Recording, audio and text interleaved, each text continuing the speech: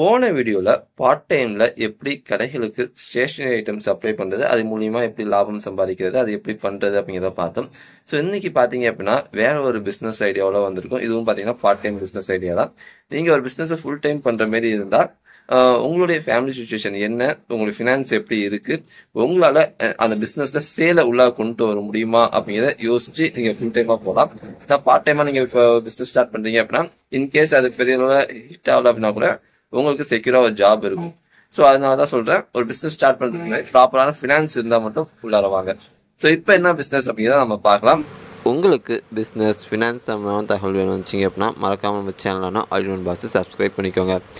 இப்போ நம்ம பார்க்க போகிறது ஒரு 4 ப்ராடக்ட் மட்டும் தான் பார்க்க போகிறோம். ஸோ அதை மட்டும் தான் பார்த்தீங்கன்னா நீங்கள் பார்ட் டைமில் போய்ட்டு கடைகளுக்கு சப்ளை பண்ண போகிறீங்க.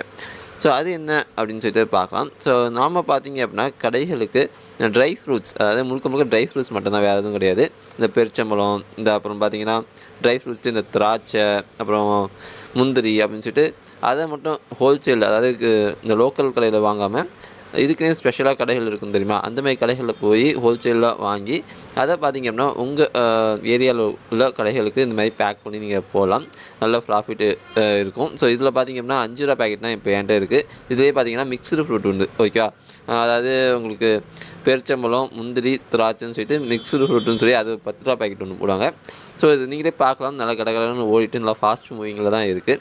ஸோ இது ஒரு ப்ராடக்ட். அப்புறம் அந்த மிக்ஸ்டு ஃப்ரூட் ஒரு ப்ராடக்ட். அப்புறம் பார்த்திங்கன்னா வேர்க்கடலை, வறுத்தக்கல்லையே இருக்கும், அதை வாங்கி நீங்கள் பேக்கெட் பண்ணி விற்கலாம். ஸோ இதெல்லாம் பார்த்திங்கன்னா டெய்லி கன்சியூம் பண்ணக்கூடிய ஃபுட் ஐட்டம். ஓகே, டெய்லி பார்த்திங்கன்னா கடைகளில் பார்த்திங்கன்னா இது நல்லா சேல் ஆகிட்டு இருக்கும்.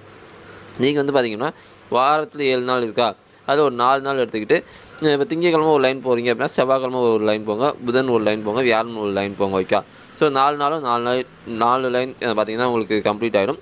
ஸோ திரும்பி அடுத்த திங்கக்கிழமை திரும்பி அதே திங்கக்கிழமை என்ன லைன் போனீங்களோ அதே லைனில் போய்ட்டு நீங்கள் பார்த்திங்கன்னா சேல் பண்ணிக்கலாம். ஏன்னா இந்த பொருள் ஓடுறதுக்கு ஒரு வாரமாக டைம் எடுக்கும். ஸோ அதனால் நீங்கள் இந்த மாதிரி செக்ரிகேட் பண்ணி ஒவ்வொரு நாளும் ஒவ்வொரு லைன் போய் நீங்கள் சப்ளை பண்ணலாம்.